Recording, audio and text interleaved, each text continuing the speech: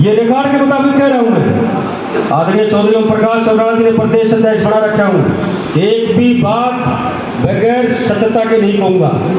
कई हजार करोड़ चौधरी भूपेंद्र सिंह हुड्डा ने पंचायतों को चौधरी ओम प्रकाश चौटाला जी द्वारा दी गई ग्रांट वापस मंगाने का काम किया। आज क्या हालत कर दी सरकार ने? इस सरकार ने क्या हालत करके रख दी? ना पंचायतों को कोई पावर देते हैं, ना पैसा देते हैं, ना पैसा खर्च करने की पावर देते हैं। यह हालत सरकार ने कर रखी। शहरों में और भी ज्यादा दुर्गति है।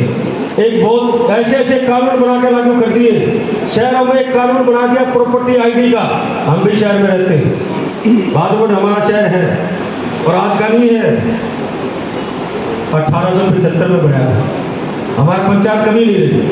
1875 में नगर पालिका बनी थी और उसके आसपास ही झज्जर में बनी थी। ये तब बनी थी जब 1857 की क्रांति में भादड़ के नवाब ने और झज्जर के नवाब ने क्रांतिकारियों की मदद करी थी और देश के गद्दारों ने उन दोनों को गिरफ्तार करा दिया था और 24 घंटे की सुनवाई के बाद उनको लाल किले के सामने चांदनी चौक में फांसी पर लटका दिया। उसके बाद अंग्रेजों ने उस पर कब्जा कर लिया। उस अंग्रेजी पैटर्न के मुताबिक, इंग्लिश पैटर्न के मुताबिक म्युनिसिपल कमेटियां स्थापित की गई थी। शहरों में आज क्या हालत करके रख दी? पिछली बार जब इनकी सरकार थी तो अमृत योजना के नाम पर कई सौ करोड़ रुपए का घोटाला हुआ, हर शहर में हुआ, कोई शहर बाकी नहीं छोड़ा। अब इनकी सरकार है, इनकी सरकार दोबारा से आई। सरकार को लगभग 9.25 साल के करीब हो गए, हरियाणा की सरकार को बड़ी। क्या हालत करके रखी शहरों में? एक प्रॉपर्टी आईडी के नाम पर पूरे शहरों की प्रॉपर्टी आईडी बनाई गई हर घर की, और प्रॉपर्टी आईडी में इतनी खामियां छोड़ दी। ये मैं नहीं कहता, इस प्रदेश के जो मंत्री हैं, जो ग्रीनविच कमेटी में पिछले महीने आए थे, कमल गुप्ता लोकल बॉडी मिनिस्टर हैं, या हमारे झज्जर जिले में आए थे ग्रीनविच कमेटी की मीटिंग में, तब उन्होंने खुद कहा था कि बहुत ज्यादा कमियां हैं इस प्रॉपर्टी आईडी बनाने में। आप ताजुब करोगे, प्रॉपर्टी आईडी बनाने में किस किस्म की कमियां छोड़ दी? सुरेश का नरेश, नरेश का सुदेश। प्रॉपर्टी में जमीन कम दिखा दी, किसी का मकान 200 गज में है 150 गज दिखा दिया, 150 गज में है 500 गज दिखा दिया। प्रॉपर्टी टैक्स ज्यादा लगा दिया और प्रॉपर्टी टैक्स खाली पड़े प्लाटों पर लगा दिया, और प्रॉपर्टी टैक्स लगाए नहीं, हर महीने दोबारा से बिल आ जाते हैं। कहते हैं तुमने पिछले साल का भरा नहीं, कारण क्या थे? बोला तेरा डाटा उठ गया, कंप्यूटराइज जो सिस्टम था उसमें डाटा उठ गया, दोबारा भरवाते। तो यह हालत है। जब यहाँ के मंत्री लोकल बॉडी मिनिस्टर ने ग्रीनविच कमेटी की मीटिंग में कहा तो अखबारों में आई थी ये बात कि बहुत ज्यादा खामियां हैं, 90% खामियां हैं। और सरकार के पास जब ये बात पहुंची तो फिर सरकार ने क्या कानून बनाया कि 5,000 रुपये दो और अपनी प्रॉपर्टी आईडी ठीक करा दो। कानून बनाने वाले, काम करने वाले सरकार के अधिकारी कर्मचारी हैं, 5,000 रुपये हमारे से ले रहे हैं। अगर किसी की 4 प्रॉपर्टी है तो 20,000 रुपये लगे, उसके अलावा बाकी रिश्वत अलग से मांगते हैं। किसके पास आए लोग? कोई सुनने वाला नहीं। बहुत बुरी हालत है। इसलिए इस सरकार को चलता करने के लिए चौधरी ओम प्रकाश चौटाला जी ने इंडियन नेशनल लोकदल पार्टी की पद यात्रा को रवाना किया। सिंगार गांव से रवाना किया। चौधरी अभय सिंह चौटाला जी को हरी झंडी दिखा करके जब पद यात्रा के लिए रवाना किया तो हरियाणा में 4200 किलोमीटर से ज्यादा की है पद यात्रा। आज लगभग 1500 किलोमीटर के करीब चौधरी अभय सिंह चौटाला जी और चौधरी ओम प्रकाश चौटाला जी के नेतृत्व में पद यात्रा चली। आज हर गांव में जब चौधरी ओम प्रकाश चौटाला जी और चौधरी अभय सिंह जी जाते हैं, सैकड़ों की संख्या में नहीं, कई गांव तो हजारों की संख्या में इकट्ठे होते हैं और स्वागत करते हैं। इनके पैरों तले की धरती खिसक गई, इसलिए इन्होंने भी गांव में जाना शुरू कर दिया। गए 3-4 दिन, लेकिन आप सबको पता है कि जब गए हैं तो उनके सामने जो समस्याएं रखी गई है, तो ये समस्या सुनने की बजाय उन समस्या रखने वालों को ये सरकार, मुख्यमंत्री जी गिरफ्तार करने का काम करते हैं। अभी 1-2 दिन पहले सिरसा में एक लेडीज सरपंच है, वो अपना दुख रोने के लिए आई थी, अपनी बात रखने के लिए आई थी, उसको गिरफ्तार करा दिया गया, तो उसकी पिटाई कराई गई। ये इस किस्म के मुख्यमंत्री बन के आ गए। चौधरी ओम प्रकाश चौटाला जी हर साल हर गांव में जाया करते।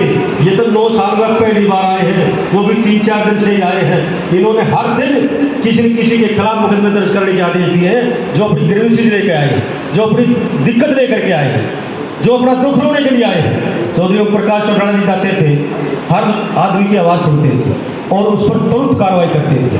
चौधरी ओम प्रकाश चौटाला जी ने एक भी शिकायत के ऊपर या किसी को दुख लेकर के आ गया उसके खिलाफ कोई कार्रवाई नहीं करवाई। अगर करवाई हो तो आपसे हजारों की संख्या में बैठे हो, आपको भी पता होगा इस बात का। चौधरी ओम प्रकाश चौटाला जी के टाइम पे जो कानून बने उन कानूनों की बदौलत हरियाणा के लोगों को आज भी जहन में ये बात है कि भाई जो काम चौधरी ओम प्रकाश चौटाला जी ने किए, जो काम चौधरी देवलाल जी ने किए, वो काम हुए नहीं है। इसलिए दो ज्यादा बनी इन दुख और तकलीफों को मिटाने के लिए मैं आपसे निवेदन करूंगा कि इस हमारे डिस्ट्रिक्ट में आज भिवानी में यात्रा चल रही है जो 11वां डिस्ट्रिक्ट है। 10 जिले पूरे हो चुके हैं, 10 जिले पूरे हो चुके हैं और लगभग 44 हल्के 43 हल्के पूरे हो गए।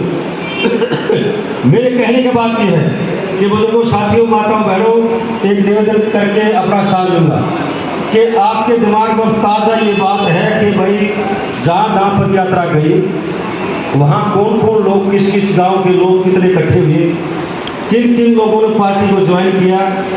मैं निवेदन करूँगा आप सबसे कि आप समय निकाल करके उन लोगों के पास जाओ, उनके नाम टेलीफोन नंबर लेकर के आओ और पार्टी के कार्यालय में जमा करो, ताकि मीटिंग जब हो, पार्टी का कोई प्रदर्शन हो या पार्टी की रैली आएगी आगे, हर पार्टी के कार्यक्रम में उनका निमंत्रण दिया जा सके।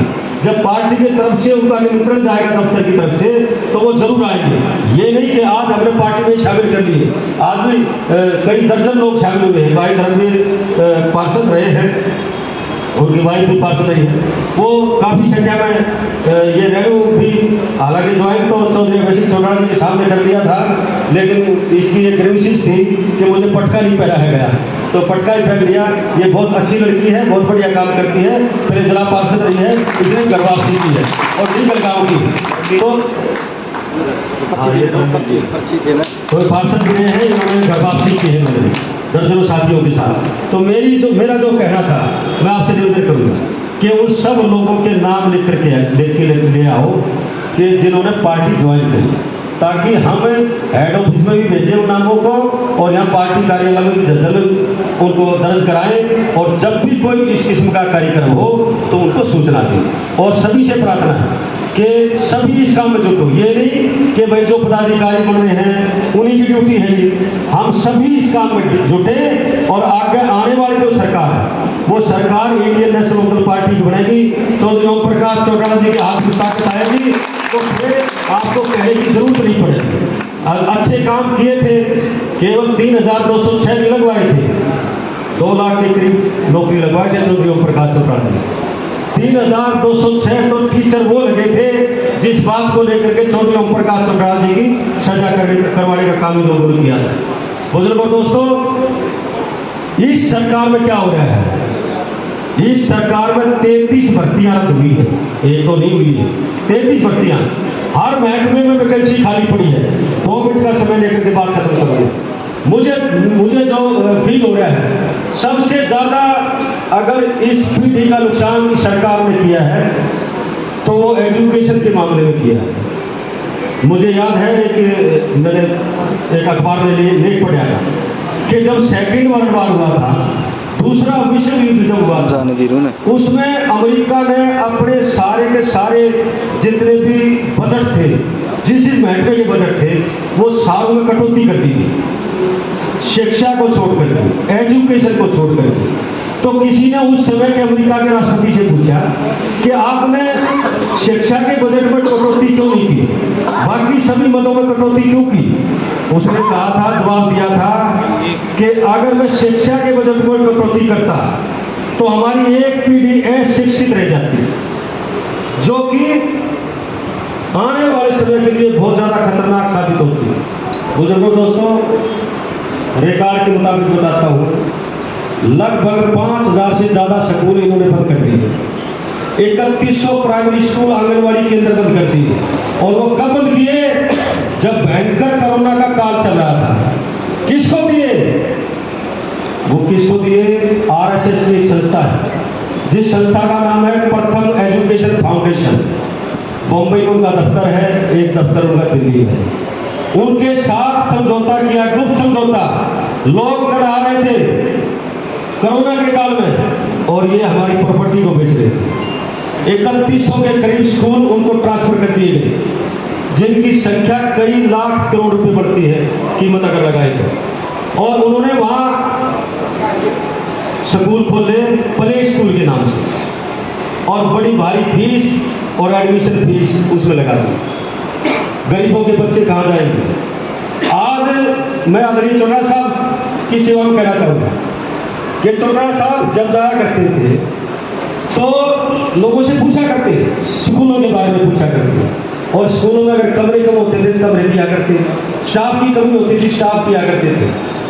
मुझे आश्चर्य इस बात का कि लगभग 9 साल की सरकार के समय में एक भी जेबीटी टीचर की भर्ती नहीं, सिंगल। आज 90% स्कूल ऐसे हैं जिनमें टीचर्स की कमी की वजह से बच्चों ने सरकारी स्कूल छोड़ने पर विवश होना पड़ा और प्राइवेट स्कूलों में एडमिशन लेना पड़ा। आज ये हालत कर दी कि 11वीं के बच्चे जो सरकारी स्कूलों में पढ़ते थे, चौधरी अभय सिंह चौटाला जी के सामने भी एक हफ्ता पहले 2-3 बच्चे आए, उनके अभिभावक भी उनके साथ थे, माँ बाप साथ थे, और वो गरीबों के बच्चे थे। उन्होंने कहा कि चौधरी अभय सिंह जी, हम बर्बाद कर दिए सरकार ने, हमारे बच्चे सरकारी स्कूल में पढ़ते थे, 10वीं पास कर ली, 11वीं में एडमिशन के लिए कहते हैं टेस्ट होगा। सरकारी स्कूलों में भी टेस्ट होगा बच्चों का, और उनका टेस्ट होगा जो सरकारी स्कूल से पास होकर के आए। ये हालत सरकार ने करके रख दी। इसलिए एकजुट होकर के, इकट्ठे होकर के खून पसीना बहाने का टाइम आ गया। एक बात कहता हूँ सिर्फ और खत्म करता हूँ। जैसे भाई अभी नरेश शर्मा जी ने गई थी, चौधरी देवलाल जी कहा करते थे कि लोक राज लोक लाज से चलता है, लोक लाज नहीं रही इनका कोई लोक लाज नहीं है। और मान्यवर काशीराम जी ने भी एक बात कही थी कि निकलो बाहर मैदानों से, जंग लड़ो बेईमानों से। बेईमानों से जंग लड़ने का टाइम आ गया। एकजुट होकर के जोर लगाओ, ज्यादा से ज्यादा लोगों से संपर्क स्थापित करके इंडियन नेशनल कांग्रेस पार्टी के साथ जोड़ो। यही आपसे कहना था। अपने विश्वास से धन्यवाद।